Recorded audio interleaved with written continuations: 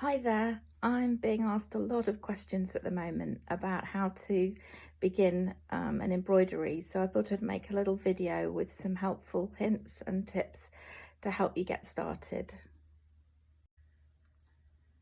So today we're going to be working on linen, and this is the most commonly used fabric for embroidery.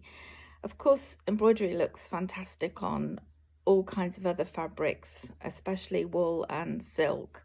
But for most pictorial embroideries, linen is the easiest and cheapest fabric to use. Now, one thing about linen is it creases terribly, as you probably already know.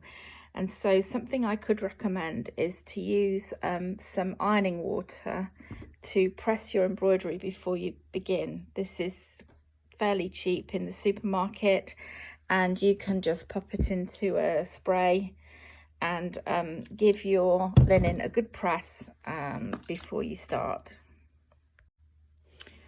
Another thing about linen is that it frays terribly, and if you're going to take a bit of time to do your embroidery, I would really recommend that you go around the edge with a zigzag stitch on your machine, or simply fold it over and press it and run a tacking stitch around the edge, because when you keep taking your linen in and out of the hoop, it will cause it to fray. So now that your linen's ready, let's consider what you're going to actually stitch. And today I'm going to be working on this little design which I've put together here on my computer. And it's made up of some images from an embroidery book and some text. Now, most times you will have an embroidery pattern or an image that you want to stitch, and it'll come in a book like this. In my case, I used this lovely Japanese book for some seaside images.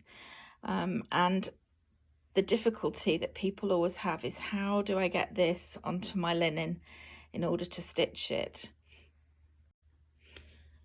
One thing to consider is what you're going to do with your embroidery when it's finished. And in this case, I'm going to display it in a hoop. Hoop art is very popular at the moment, and it is actually a very pretty way to display your work. So what I did to start with is to draw a circle on a piece of paper before I put my images in the middle, so that I could size them so that it would fit perfectly. So obviously in this case I've put together this little design myself, and I will be making some more videos to explain how to do this. But if you're beginning embroidery, the chances are that you've just got a pattern that's all ready to trace. And for example, if you buy one of my designs, you would get a tracing diagram like this, which is really ready to go. So we're now ready to put our design onto our linen, and there is various different suggestions to help with this. If you're going to do a lot of embroidery, I would really recommend getting a light box like this one. It's been a great investment for me, and it makes it really very easy to trace your designs. You simply tape your pattern to the surface, press the button, and then you can pop your linen on the top and trace very easily.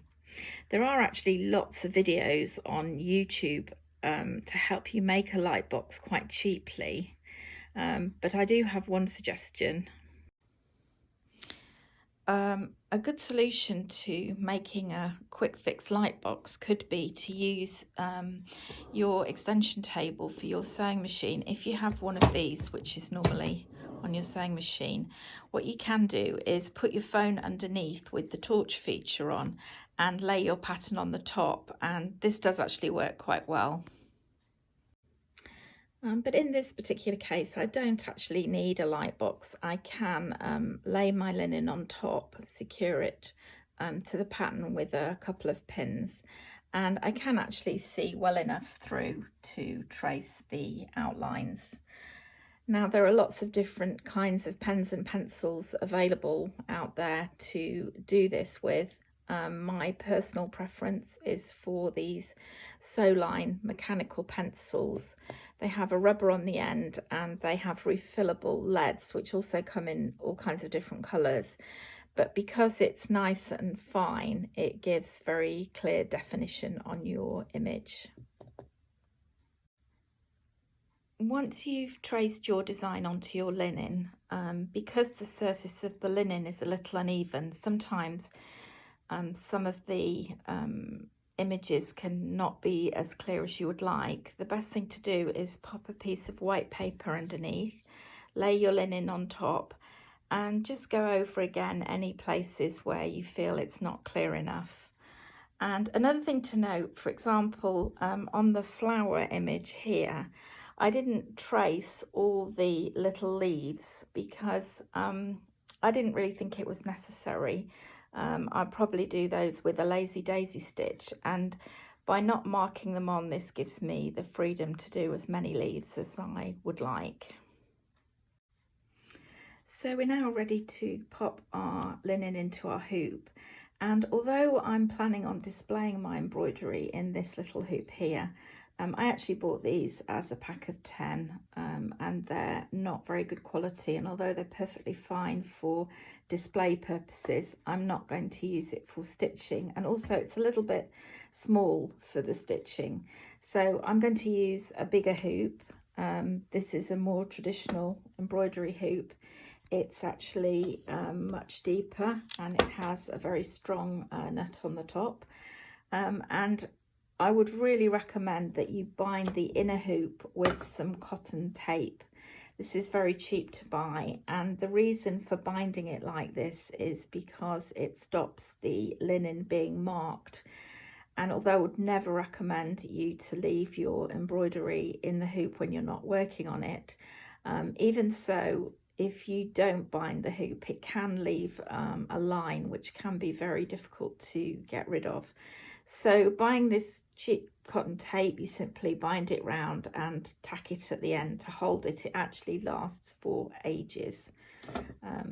So that's how I'm going to work my design. Now, sometimes if you want to use a really big hoop, it might be that your linen doesn't fit comfortably in it. And one tip for this is to add some scrappy fabric borders, like I've done here. This is just an old sheet that has been cut up and added on, and this will give you some extra fabric to help your work fit into the size of hoop that you have chosen.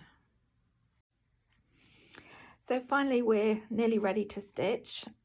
Pop your linen into your hoop and make sure it's as tight as a drum. I really recommend using a screwdriver to tighten up the wing nut at the top, and this helps to keep the fabric firm, and this makes sure that your stitches are neat and even.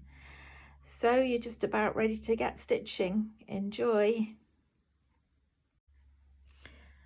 I'll be posting some more videos up about threads and stitching and embroidery chit chat, but meanwhile, if you do have any questions, please feel free to message me via the website at rubyseppings.com.